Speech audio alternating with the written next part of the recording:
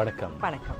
இது தேசிய தொலைக்காட்சி செய்திகள், உண்மையின் அடையாளம். நான் ரஞ்சனி ராஜ்மோகன். நான் இர்ஷாதே காதர். முதலில் தலைப்புச் செய்திகள். சமூக பிரச்சினைகளை இனங்கண்டு நாட்டுக்கும் மக்களுக்கும் சிறந்த சேவையை மேற்கொள்ள புத்திஜீவிகள் மற்றும் கல்விமான்கள் ஆக்கப்பூர்வமான பங்களிப்புகளை வழங்க வேண்டும் என்று ஜனாதிபதி வேண்டுகோள்.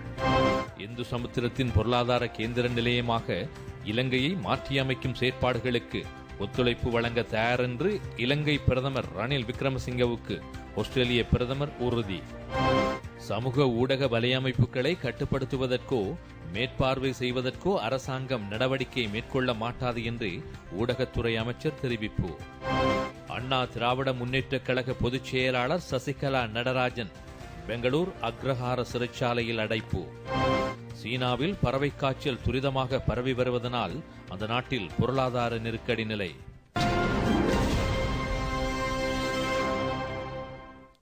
அவை தலைப்புச் செய்திகள். விரிவான செய்திகளில் முதலில் உள்நாட்டு செய்திகள். சமூக ஊடக வலையமைப்புகளை தடை செய்வதற்கு அல்லது கட்டுப்படுத்துவதற்கு அரசாங்கம் எந்தவொரு நடவடிக்கையையும் மேற்கொள்ளவில்லை என்று அமைச்சரவை இணை பேச்சாளரும் அமைச்சருமான கயந்த கருணாதிலக்க தெரிவித்துள்ளார். அமைச்சரவை தீர்மானங்களை அறிவிக்கும் செய்தியாளர் மாநாட்டில் இன்று அவர் இதனை தெரிவித்தார்.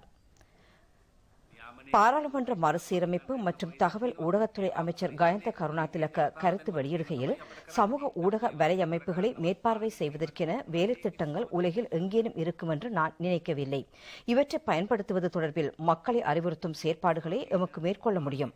அவற்றின் செயற்பாடுகளை இடைநிறுத்த அல்லது மேற்பார்வை செய்வதற்கு அரசாங்கம் கவனம் செலுத்தவில்லை என்று தெரிவித்தார்.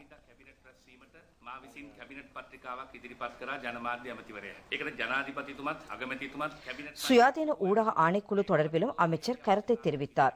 சுயாதீன ஊடக ஆணைக்குழுவை உருவாக்குவது தொடர்பில் அரசாங்கம் கவனம் செலுத்தியது. இதற்கமைய கடந்த நவம்பர் மாதம் 22ஆம் தேதி ஊடகத்துறை அமைச்சர் என்ற வகையில் நான் அமைச்சரவை பத்திரம் ஒன்றை அமைச்சரவையில் சமர்ப்பித்தேன். இதற்கு ஜனாதிபதி, பிரதமர் உள்ளிட்ட அமைச்சர்கள் ஏகமனதாக அங்கீகாரம் வழங்கியதுடன் இதனை முன்னெடுப்பதற்கு பொதுமக்களின் ஆலோசனைகள் உட்பட ஏனைய செயற்பாடுகளை மேற்கொள்ள வேண்டியதன் அவசியம் குறித்தும் கருத்துக்களை தெரிவித்தனர். இதற்கமைய இது தொடர்பான செயற்பாடுகள் முன்னெடுக்கப்பட்டன. முன்னாள் மத்திய வங்கியின் ஆளுநர் அர்ஜுன மகேந்திரன் தொடர்ந்தும் அரசு துறையில் பதவி வகிக்கின்றாரா என்று ஊடகவியலாளரால் எழுப்பப்பட்ட கேள்விக்கு பதிலளித்த அமைச்சர் ராஜித சேனாரத்ன, இவர் எந்தவொரு அரச பதவியையும் வகிக்கவில்லை. ஒரு சில அமைச்சுகளுக்கு சென்று அமைச்சர்களை சந்திப்பதாக தகவல்கள் கிடைத்துள்ளன. சட்டமா அதிபரினால் பிரதமரின் ஆலோசனைகளுக்கு அமைய விசாரணைகள் முன்னெடுக்கப்படுகின்றன. அதேபோன்று ஜனாதிபதியினால் நியமிக்கப்பட்ட ஆணைக்குழுவின் பரிந்துரைகளை 3 மாதத்திற்குள் சமர்ப்பிக்குமாறு பணிக்கப்பட்டுள்ளது. அத்துடன் பிணைமுறி சம்பவத்துடன் தொடர்புடைய வங்கிக் கணக்குகளை இடைநிறுத்த மத்திய வங்கி நடவடிக்கை எடுத்துள்ளது. இவ்வாறு பல செயற்பாடுகள் மேற்கொள்ளப்பட்டன என்று தெரிவித்தார்.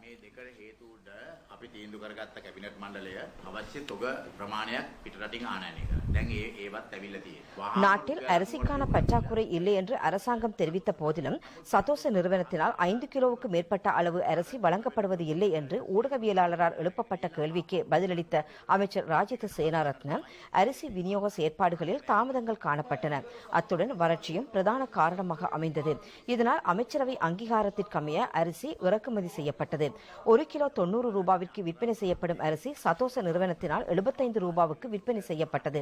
இதன்போது 5 கிலோ என்ற வரையறை இவற்றுக்கு விதிக்கப்பட்டது. இதற்கு காரணம், சதோசவிலிருந்து மொத்த வியாபாரிகள் 1 கிலோ அரிசியை 75 ரூபாவுக்கு கொள்வனவு செய்து அதனை 90 ரூபாவுக்கு விற்பனை செய்வார்கள். இதனாலேயே 5 கிலோ என்ற வரையறை விதிக்கப்பட்டது என்று தெரிவித்தார். சதோச நிறுவனம் அவ்வாறு குறைந்த விலையில் அரிசியை விற்பனை செய்தால் 20 ரூபாய் நட்டம் ஏற்பட்டு சதோச நிறுவனம் வீழ்ச்சியடையும் என்று ஊடகவியலாளர் ஒருவரால் எழுப்பப்பட்ட கேள்விக்கு பதிலளித்த அமைச்சர் ராஜித சேனாரத்ன, ஆந்திர மாநிலத்தில் முதலமைச்சர் சந்திரபாபு நாயுடு 1 கிலோ அரிசியை 5 ரூபாவுக்கு வழங்குகின்றார். இவ்வாறு குறைவாக வழங்கக்கூடாது என்று நீங்கள் எம்மிடம் கேள்வி கேட்கின்றீர்கள் என்று தெரிவித்தார்.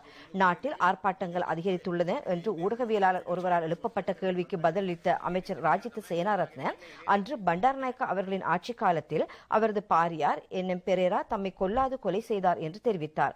ஒரு வருடத்தில் 365 நாட்கள் இருக்கின்றன. இதில் 362 நாட்களும் ஆர்ப்பாட்டமே இடம்பெற்றது. இதுதான் ஜனநாயகம். இவற்றை தடுக்க முடியாது. இதற்கு முன்னர் ஆர்ப்பாட்டங்களை புரிய எதிர்பார்த்தும் அவற்றை கட்டுப்படுத்திக் கொண்டு பலர் இருந்தார்கள்.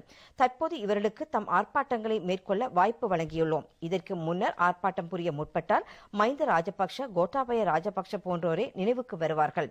இவர்களுக்கு அஞ்சி ஆர்ப்பாட்டத்தில் ஈடுபடவில்லை என்று தெரிவித்தார். அனைத்திந்திய அண்ணா திராவிட முன்னேற்றக் கழகத்தின் பொதுச் செயலாளர் வி.கே. சசிகலா பெங்களூரில் உள்ள அக்ரஹாரா சிறைச்சாலையில் அடைக்கப்பட்டுள்ளார். சொத்து குவிப்பு வழக்கில் குற்றவாளியாக தீர்ப்பளிக்கப்பட்டதை அடுத்து இந்த சிறை தண்டனை வழங்கப்பட்டுள்ளது. இதற்கான தீர்ப்பை கர்நாடகா உயர்நீதிமன்றம் வழங்கியிருந்தது. சசிகலா பெங்களூருக்கு புறப்படுவதற்கு முன்னர் எம்ஜிஆரின் நினைவாலயத்திற்கும் ஜெயலலிதாவின் சமாதிக்கும் விஜயம் செய்தார். சரணடைவதற்கு சசிகலா 2 வார கால அவகாசம் கேட்டிருந்த போதும் உயர் நீதிமன்றம் அதனை மறுத்தது. இதேவேளை சசிகலாவுக்கு எதிரான இந்த தீர்ப்புக்கு எதிராக மனு ஒன்றை தாக்கல் செய்வதாக லோக்சபா பிரதி சபாநாயகரும் சசிகலாவின் ஆதரவாளருமான தம்பிதுரை ஊடகங்களுக்கு தெரிவித்துள்ளார். இதேவேளை சட்டமன்ற உறுப்பினர்களை பலவந்தமாக தடுத்து வைத்ததாக கூறி சசிகலாவுக்கு எதிராக வழக்கொன்றை தாக்கல் செய்வதாக அமைச்சர் சரோஜா தெரிவித்துள்ளார். இத்தகைய பின்னணியில் தமிழகத்தின் அடுத்த முதல்வர் யார் என்ற கேள்வி தொடர்ந்து மக்கள் மத்தியில் இருந்து வருகிறது.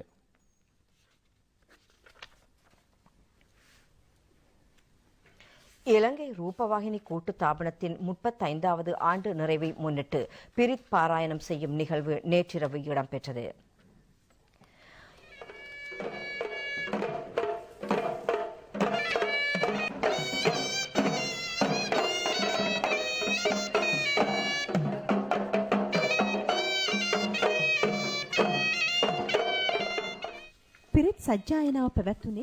இலங்கை ரூபவாகினி கூட்டுத்தாபனத்தின் பிரதான மண்டபத்தில் பிரித் பாராயணம் செய்யும் நிகழ்வு இடம்பெற்றது.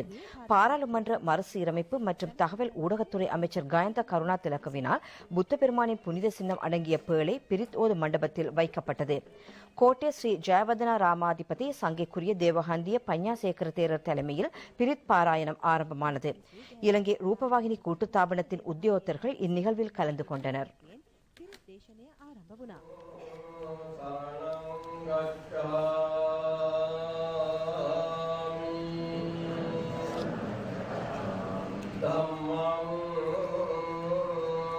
ශ්‍රී ලංකා රූපවාහිනී සංස්ථාවේ කාර්ය මණ්ඩලයේ විශාල පිරිසක් මේ අවස්ථාවේදී 35வது ஆண்டு நிறைவை முன்னிட்டு தானம் வழங்கும் நிகழ்வும் இன்று காலை இடம்பெற்றது. கோட்டை ஸ்ரீ ஜெயவர்தனாராமா உட்பட பல விகாரிகளின் 30 தேரர்களுக்கு தானம் வழங்கப்பட்டது. இலங்கை ரூபவாகினி கூட்டுத்தாபனத்தின் தலைவர் சட்டத்தரணி ரவி ஜெயவர்தன உட்பட உத்தியோகத்தர்கள் இந்த பிங்கம நிகழ்ச்சியில் கலந்து கொண்டனர்.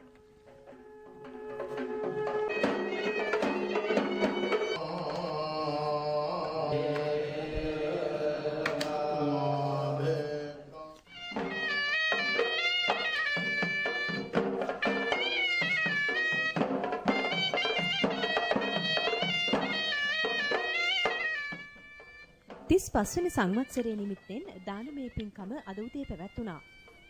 කෝට්ටේ ශ්‍රී ජයවර්ධනාරාමයේ ප්‍රමුඛ විහාරස්ථාන කිහිපයක මහා සංඝරත්නය 39ක් විශේෂෙහි දානය පිරිනැමුණා.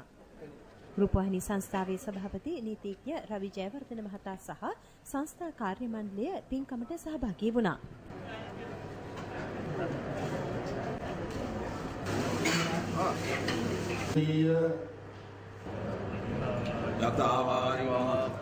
பரிபூரந்தி சாகரம் ஏவமேவைதோ தின்னம் வேதானம் புகப்பதி.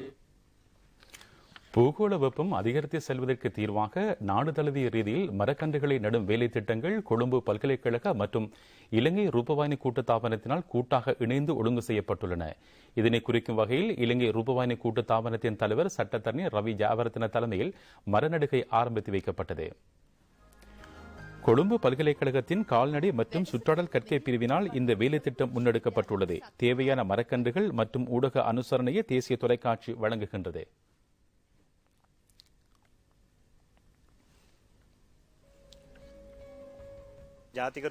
இலங்கை ரூபவாகினி கூட்டுத்தாபனத்தின் தலைவர் சட்டத்தரணி ரவி ஜெயவர்தன கருத்து வெளியிடுகையில் தேசிய தொலைக்காட்சி சேவை என்றும் தேசிய முக்கியத்துவம் வாய்ந்த பணிகள் தொடர்பிலே கவனம் செலுத்துகின்றது.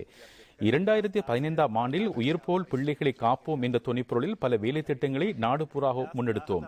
2016ஆம் ஆண்டில் வீதி பாதுகாப்பு வாரத்திற்கு இணைவாக கவனமாக போய் வாருங்கள் என்ற திட்டத்தை முன்னெடுத்தோம். 2017ஆம் ஆண்டில் நாட்டின் சூழலை பாதுகாப்பதற்கு முன்னுரிமை வழங்கி அது தொடர்பான செயற்பாடுகளை மேற்கொண்டுள்ளோம். கொழும்பு பல்கலைக்கழக மாணவர்களுடன் இணைந்து இந்த வேலை திட்டத்தை நாம் முன்னெடுக்க உள்ளோம். இன்று இந்த நிகழ்வுக்கு இணைவாக யாழ்ப்பாணத்திற்கு மாணவர்கள் மரக்கன்றுகளை கொண்டு சென்றனர். இதனை குறிக்கும் வகையிலே இலங்கை ரூபவாகினி கூட்டுத்தாபன வளாகத்தில் மரநடுகை வேலை திட்டம் முன்னெடுக்கப்பட்டது என்று தெரிவித்தார்.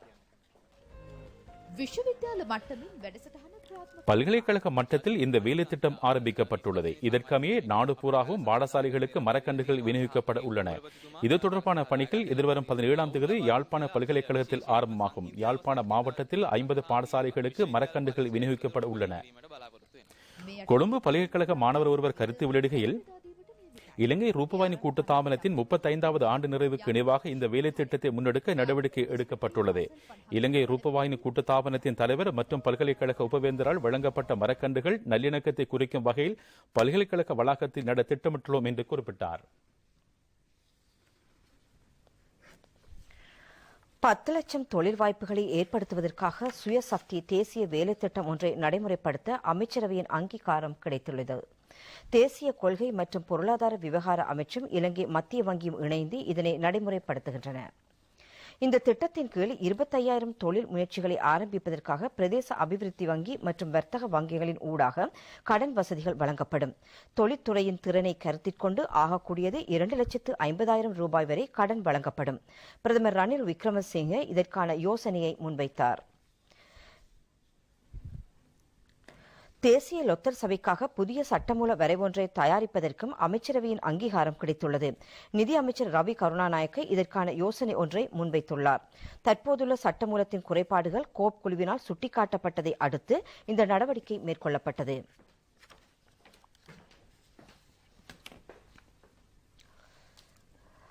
ஒரு கிலோகிராம் தேங்காய் எண்ணெய்க்கான விசேட வர்த்தக வரியை 150 ரூபாயிலிருந்து 130 ரூபாய் வரை குறைப்பதற்கும் அமைச்சரவையின் அங்கீகாரம் கிடைத்துள்ளது.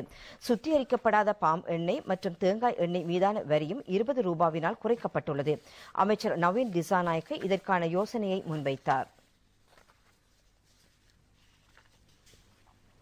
இலங்கை போக்குவரத்து சபைக்கு புதிதாக 1000 பஸ் வண்டிகளை கொள்வனவு செய்வதற்கு முன்வைத்த யோசனைக்கும் அமைச்சரவையின் அங்கீகாரம் கிடைத்தது. 900 சாதாரண பஸ் வண்டிகளும் 100 சொகுசு பஸ் வண்டிகளும் கொள்வனவு செய்யப்படும். அமைச்சர் நிமல் சிறிபாலடி சில்வா இதற்கான யோசனையை முன்வைத்தார்.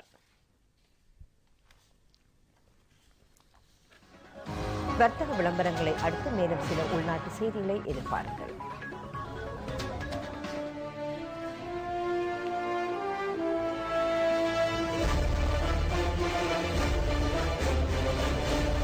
அன்றாட வாழ்க்கையில் அரசியல், அபிவிருத்தி, பொருளாதாரம், அடிப்படை பிரச்சனைகள் தொடர்பில் நாம் உங்களுடன் தினமும் இரவு 7 மணிக்கு தமிழ் செய்திகளில் உண்மையின் அடையாளம். உங்கள் குடும்பத்தை பாதுகாத்துக் கொள்ளுங்கள். எவரையும் சட்டவிரோதமாக படகு மூலம் ஆஸ்திரேலியா செல்ல அனுமதிக்காதீர்கள். சட்டவிரோதமாக படகு மூலம் ஆஸ்திரேலியா சென்றால் மீண்டும் இலங்கைக்கு திருப்பி அனுப்பப்படுவீர்கள்.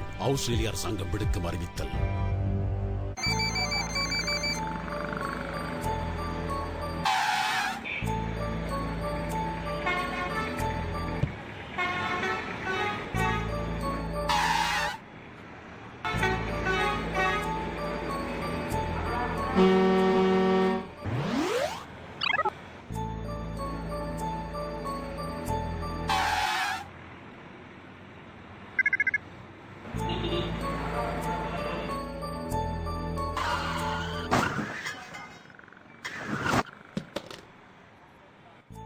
மன்னிக்கவும், நீங்கள் அழைத்த வாடிக்கையாளர் சேவை பிரதேசத்தில் இல்லை.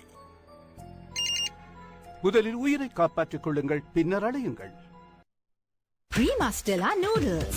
ரசகுண பிரில. අපි හැමෝම කැමති. கட்டட நிர்மாணம் மற்றும் தொழில்நுட்ப துறைகளில் உயர் வருமானம் பெற The Academy College.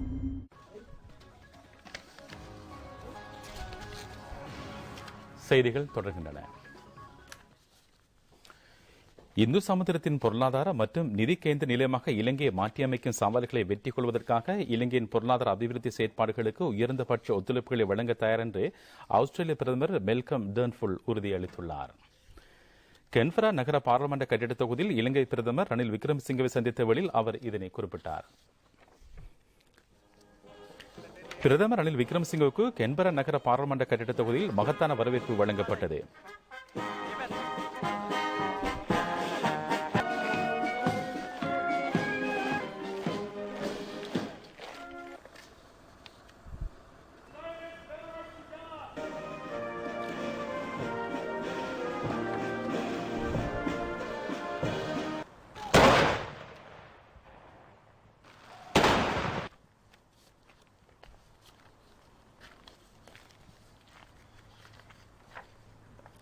1954 ஆண்டில் ஸ்ரீமத் கொத்தலாவலையின் உத்தியபூர்வ விஜயத்தை தொடர்ந்து இலங்கையின் பிரதமர் ஒருவர் ஆஸ்திரேலியாவில் இருதரப்பு பேச்சுவார்த்தைகளில் முதல் தடவை கலந்து கொண்டமை குறிப்பிடத்தக்கது. அந்நாட்டு செனட் சபை தலைவர், சபாநாயகர், ராஜதந்திரிகளின் தலைவர் உள்ளிட்ட முக்கியஸ்தர்கள் பலரை பிரதமர் ரணில் விக்ரமசிங்கவுக்கு ஆஸ்திரேலிய பிரதமர் அறிமுகம் செய்து வைத்தார்.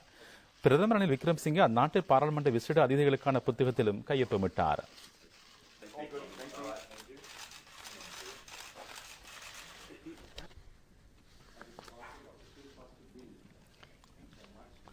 இரு நாடுகளுக்கும் இடையிலான 70 வருட கால ராஜதந்திர உறவுகளை முன்னிட்டு பிரதமர் ரணில் விக்ரமசிங்கே ஆஸ்திரேலியாவுக்கு உத்தியோகபூர்வ விஜயம் மேற்கொண்டுள்ளார். இது தொடர்பில் விசேட விழாவை ஒழுங்கு செய்ய சந்தர்ப்பம் கிடைத்ததையிட்டு பெருமகிழ்ச்சி அடைவதாக ஆஸ்திரேலிய பிரதமர் தெரிவித்தார். தேசிய நல்லிணக்கத்தை எட்டுவதற்காக இலங்கை அரசாங்கம் முன்னெடுத்துள்ள செயற்பாடுகளையும் ஆஸ்திரேலிய பிரதமர் பாராட்டினார். விவசாய, வர்த்தகம், கல்வி, மின்சக்தி மற்றும் சுற்றுலாத்துறை உள்ளிட்ட பல துறைகளில் வர்த்தக மற்றும் முதலீடுகளுக்கான வாய்ப்புகள் குறித்தும் இரு நாடுகளதும் பிரதமர்களுக்கு இடையே பேச்சுவார்த்தைகள் இடம்பெற்றன. பாராளுமன்ற கட்டிட தொகுதி இடம்பெற்ற விசேட செய்தியாளர் மாநாட்டில் இரு நாடுகளதும் பிரதமர்கள் கலந்து கொண்டனர். ஆஸ்திரேலிய பிரதமர் மெல்கம் டர்ன்பர்ன் கருத்து வெளியிடுகையில், ஆஸ்திரேலியா மற்றும் இலங்கைக்கு இடையே நீண்டகாலமாக பல துறைகளில் நெருங்கிய பலம் பொருந்திய நல்லவர்கள் காணப்படுகின்றன. இந்த உறவுகள் மேலும் வலுவடைந்துள்ளன.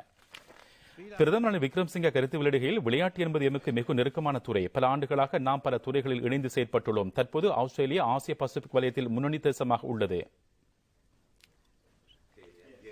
செய்தியாளர் மாநாட்டில் கலந்துள்ள ஊடகவியலாளர் ஒருவரால் எழுப்பப்பட்ட கேள்விக்கு பிரதமர் பதிலளிக்கையில், 2013 ஆண்டுக்கு பின்னர் படகுகள் மூலம் எந்தவொரு இளைஞரும் ஆஸ்திரேலியாவுக்கு வரவில்லை. இதனை தீர்க்க இரு நாடுகளுக்கும் இடையில் பேச்சுவார்த்தைகள் இடம்பெறுகின்றதா என்று ஊடகவியலாளர் எழுப்பப்பட்ட கேள்விக்கு பதிலளிக்கையில், கடந்த ஆட்சியை போன்று இந்த ஆட்சியிலும் இது தொடர்பில் கருத்துக்கள் தெரிவிக்கப்படுகின்றன. பிரதமர் ரணில் விக்ரமசிங்கே மற்றும் ஆஸ்திரேலிய கைத்தொழில் விஞ்ஞான அமைச்சர் ஆறுதல் ஷினோசுக்கு இடையிலான சந்திப்பு அந்நாட்டு பாராளுமன்ற கட்டிட தொகுதியில் இடம்பெற்றது. இலங்கையில் பெட்ரோலிய வளங்கள் கொண்ட இடங்களில் இனங்கான ஆய்வுகளை மேற்கொள்ளவும் அதனை அடிப்படையாக கொண்டு பெட்ரோலிய வள வரிப்புகளை தயாரிப்பதற்கும் உதவி வழங்க அமைச்சர் சியோனுடினோல் உதவி வழங்க இணக்கம் தெரிவித்தார். பிரதமர் ரணில் விக்ரமசிங்கே மற்றும் குடிவரவு எல்லை பிரதேச அமைச்சர் பீட்டர் சந்திரனுக்கு இடையில் பேச்சுவார்த்தை இடம்பெற்றது. ஆஸ்திரேலியாவில் கல்வியினை தொடர்வதற்கு இலங்கை மாணவர்களுக்கு கூடுதல் சந்தர்ப்பம் வழங்க நடவடிக்கை எடுப்பதாக அமைச்சர் பீட்டர் சட்டன் தெரிவித்தார். ஆக்கடத்தில் கட்டுப்பதற்காக இலங்கை பூர்ண ஒத்துழைப்பு வழங்கும் இலங்கை பிரதமர் ரணில் விக்ரமசிங்கே கூறினார். ஆஸ்திரேலிய விவகார அமைச்சர் ஜூலி பிஷப் மற்றும் பிரதமர் ரணில் விக்ரமசிங்கே இடையிலான சந்திப்பு இடம்பெற்றது. இந்து சமுத்திர வலயத்தின் சமாதானம், அமைதி தொடர்பில் கூடிய கவனம் செலுத்த வேண்டும் என்றும் அவர் கூறினார்.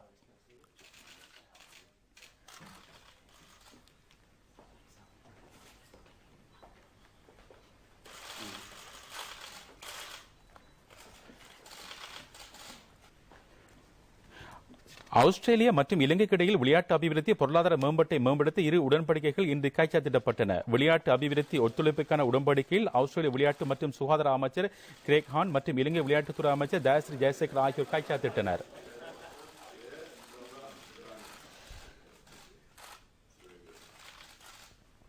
பொருளாதார ஒத்துழைப்பு தொடர்பான உடன்படிக்கையும் கைச்சாத்திடப்பட்டது. ஆஸ்திரேலிய உயர்ஸ்தானிகர் புரூஸ் ஹட்டன் மற்றும் இலங்கை நிதி அமைச்சின் செயலாளர் கலாநிதி R.H.S. சமரசிங்க ஆகியோரும் இந்நிகழ்வில் கலந்து கொண்டனர்.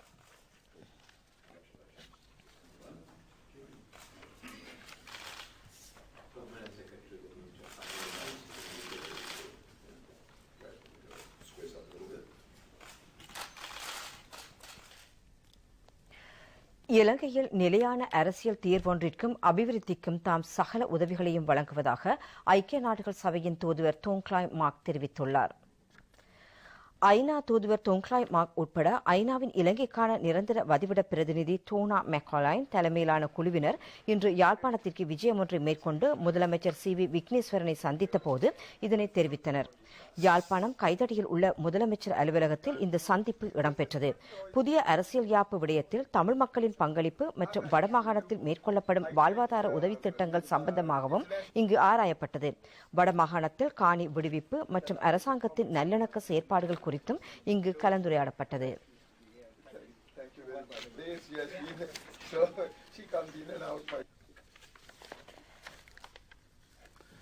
அனைத்து வளங்களையும் செல்வங்களையும் கொண்ட கிழக்கு மாகாணத்தை ஏனைய மாகாணங்களுக்கு முன்மாதிரியாக அபிவிருத்தி செய்ய வேண்டும் என்றும் இதற்கு அனைவரது ஒத்துழைப்பும் அவசியம் என்றும் அமைச்சர் ரிஷாட் பதியுதீன் தெரிவித்துள்ளார்.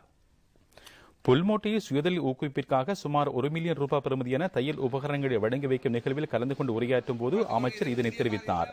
பாராளுமன்ற உறுப்பினர் அப்துல்லா மஹரூப் தலைமையில் இந்த நிகழ்வு இடம்பெற்றது. புல்மோட்டை பிரதேசத்தில் இளைஞர் யுவதிகள் எதிர்நோக்கும் பிரச்சினைகள், குறைபாடுகள் தொடர்பாகவும் அமைச்சர் கேட்டறிந்தார். இந்த நிகழ்வில் அரசியல் பிரமுகர்கள், பொதுமக்கள் உட்பட பலர் கலந்து கொண்டனர். சட்டத்தில் சொல்லப்பட்டிருக்கிறது கூட்டு வேலை என்று சொல்லப்பட்டிருக்கிறது.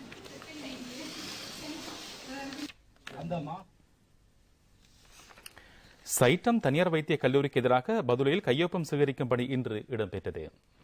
பதுளை மாவட்ட வைத்தியசாலை வைத்திய அதிகாரிகள் மற்றும் தாதியர் உட்பட ஊழியர்களும் இதற்கு எதிரான மகஜரில் கையொப்பமிட்டனர். ஜனாதிபதியிடம் இந்த மகஜர் கையளிக்கப்பட உள்ளது. கையொப்பங்களை சேகரிக்கும் நடவடிக்கை பதுளை மாவட்ட வைத்தியசாலையில் இடம்பெற்றது.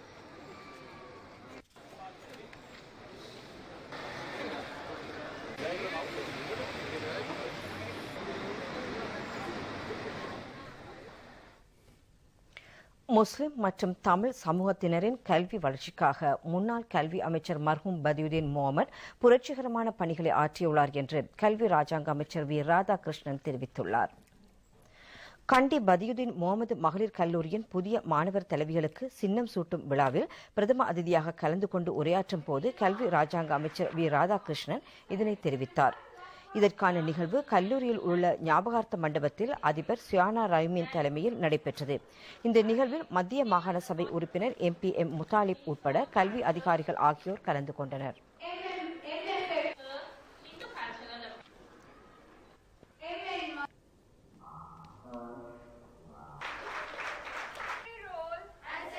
முஸ்லிம் மக்களுடைய தமிழ் மக்களுடைய கல்வி வளர்ச்சியிலே கௌரவ பதியுதீன் முகமது அவர்கள் 70 முதல் 77 வரை தன்னுடைய முழு நேரத்தையும் கல்விக்காக செலவிட்டிருக்கின்ற ஒரு மகான் என்று சொல்லலாம். பதியுதீன் முகமது அவர்களுடைய காரணத்தினால் தான் இன்று இவ்வளவு பேர் படித்தவர்களாக முஸ்லிம் இருப்பதற்கு காரணமாக இருக்கின்றது. அவர் தன்னுடைய காலகட்டத்திலே 8ஆம் வகுப்பு படித்த ஆசிரியர் பயிற்சியாளர்களுக்கு ஆசிரியர்களாக உள்வாங்கி அவர்களை ஆசிரியராக சேர்த்துக் கொண்டதன் காரணமாகத்தான் இன்று பெருந்தொகையான ஆசிரியர்கள் பெருந்தொகையான படித்தவர்கள் முஸ்லிம் சமூகத்திலே உண்டாவதற்கு ஒரு காரணமாக இருந்தவர் கௌரவ பதியுதீன் முகமது அவர்கள் என்பதை மறக்க முடியாது. அக்கரைப்பற்றில் பீடி உற்பத்தி நிலையம் ஒன்று சுற்றுவளைக்கப்பட்டு அங்கு சட்டவிரோதமாக வைக்கப்பட்டிருந்த புகையிலை தூள் மற்றும் பீடிகள் என்பனவற்றை கல்முனை மதுவரை திணைக்கள அதிகாரிகள் கைப்பற்றியுள்ளனர். புகையிலை தூள் 25 மூடைகளும் 15,000 பீடிகளும் கைப்பற்றப்பட்டன. அதிகாரிகளுக்கு கிடைத்த ரகசிய தகவலை அடுத்து இந்த சுற்றுவளைப்பு மேற்கொள்ளப்பட்டது. இந்த சட்டவிரோத நிலையத்தை பெண்ணொருவர் நடத்தி வந்துள்ளார். இவருக்கு எதிராக சட்ட நடவடிக்கைகள் எடுக்கப்பட உள்ளன. கடந்த வாரமும் அக்கரைப்பற்று பிரதேசத்தில் 3 கோடி ரூபாய் பெறுமதியான 264 புகையிலை தூள் மூடைகள் கைப்பற்றப்பட்டன. ஜனாதிபதியின் போதைப்பொருள் ஒழிப்பு செயற்திட்டத்தின் கீழ் கல்முனை மதுவரை திணைக்கள அதிகாரிகள் இந்த நடவடிக்கைகளை முன்னெடுத்தனர். தேசிய காப்புறுதி முறை ஒன்றை அறிமுகம் செய்வதற்கு இலங்கை அரசு மேற்கொண்டுள்ள நடவடிக்கையை உலக உணவு திட்டம் பாராட்டியுள்ளது. இலங்கை அரசாங்கம் கொள்கையை வகுப்பதில் முன்னேறியிருப்பதாக இத்திட்டத்தினால் சுட்டிக்காட்டப்பட்டுள்ளது. உலக உணவு திட்ட பணிப்பாளர் எர்தரின் கசீன் நிதி அமைச்சர் ரவி கருணாநாயக்கவை சந்தித்த போது இந்த பாராட்டு தெரிவிக்கப்பட்டது. நிதி அமைச்சர் இந்த சந்திப்பு அண்மையில் இடம்பெற்றது. வெள்ளம், மண் சரிவு, வறட்சியான காலநிலை போன்ற இயற்கை அனர்த்தங்களில் தொழில்நுட்ப உதவிகளை வழங்குவதற்கு உலக உணவு திட்டத்தினால் முடியும் என எர்தரின் கசீன் தெரிவித்தார். பாதிக்கப்பட்டவர்களுக்கு காப்புறுதி நன்மைகளை வழங்கும் போது அதனை முறையாக நடத்துவதற்கு தொழில்நுட்ப ஒத்துழைப்பு முக்கியம் என அவர் சுட்டிக்காட்டினார். அபிவிருத்தி அடைந்து வரும் நாடென்ற வகையில் இத்தகைய காப்புறுதி முறையை அறிமுகம் செய்வது இலங்கை மக்கள் பெற்ற பெரு வெற்றி என அவர் தெரிவித்தார். தேசிய காப்புறுதி சபையின் தலைவர் மஞ்சுள சில்வாவும் இந்த சந்திப்பில் கலந்து கொண்டார். வர்த்தக விளம்பரங்களை அடுத்து வெளிநாட்டு செய்திகள் இடம்பெறும்.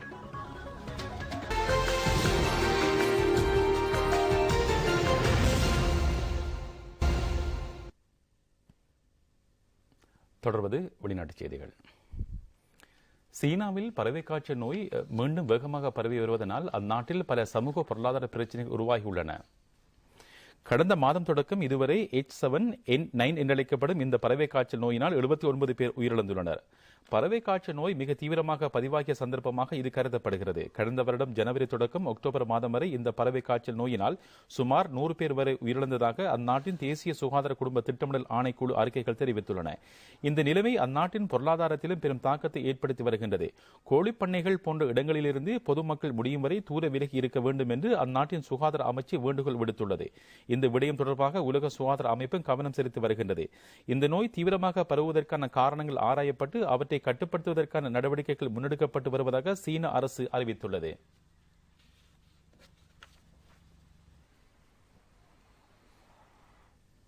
இனி வெளிநாட்டு செய்திகள் சிலவற்றின் தொகுப்பு.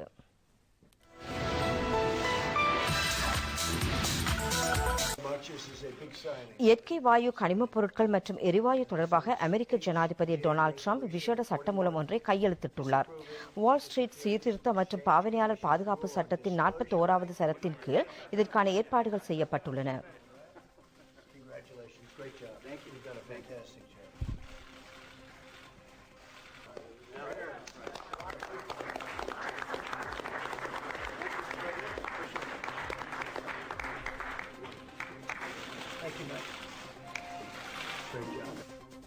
டொமினிகன் குடியரசில் நேரடி ஒலிபரப்பு நடவடிக்கையில் ஈடுபட்டிருந்த 3 ஊடகவியலாளர்கள் கொல்லப்பட்டமை தொடர்பாக அந்நாட்டு போலீசார் 3 பேரை கைது செய்துள்ளனர். இந்த படுகொலை சம்பவம் நேற்று சென்ட் பெட்ரோ டி மெகாரிஸ் பிரதேசத்தில் இடம்பெற்றுள்ளது.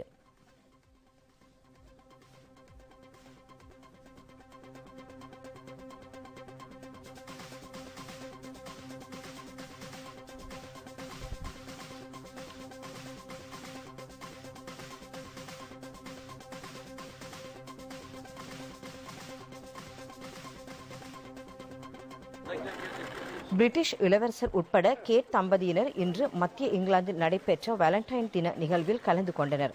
அங்குள்ள விமானப்படை பயிற்சி நிலையத்தில் இந்த நிகழ்வு இடம்பெற்றது. இவர்கள் இதற்கான விசேட ஆடைகளையும் அணிந்திருந்தனர்.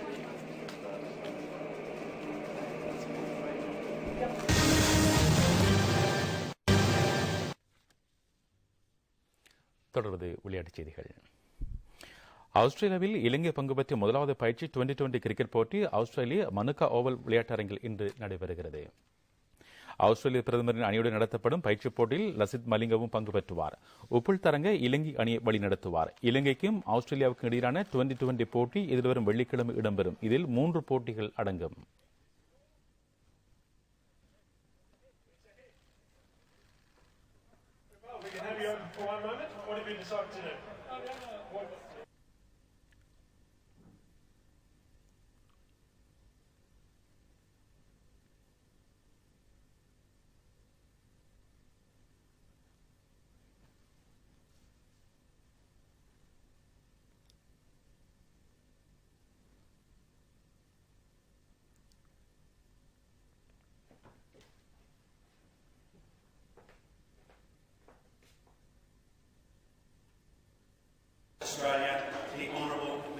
இலங்கை கிரிக்கெட் நிறுவனம் ஏற்பாடு செய்யும் மேஜர் டொமைன் மட்டுப்படுத்தப்பட்ட கிரிக்கெட் போட்டியின் அணியின் உத்தியோகபூர்வ இலச்சியின் அறிமுகம் நேற்று நடைபெற்றது. 24 விளையாட்டுக் களங்களைச் சேர்ந்து 250 பேர் பங்கு பெற்றவர். எதிர்வரும் 18ஆம் தேதி இப்போட்டி இடம்பெறும். இதில் 64 போட்டிகள் அடங்குகின்றன.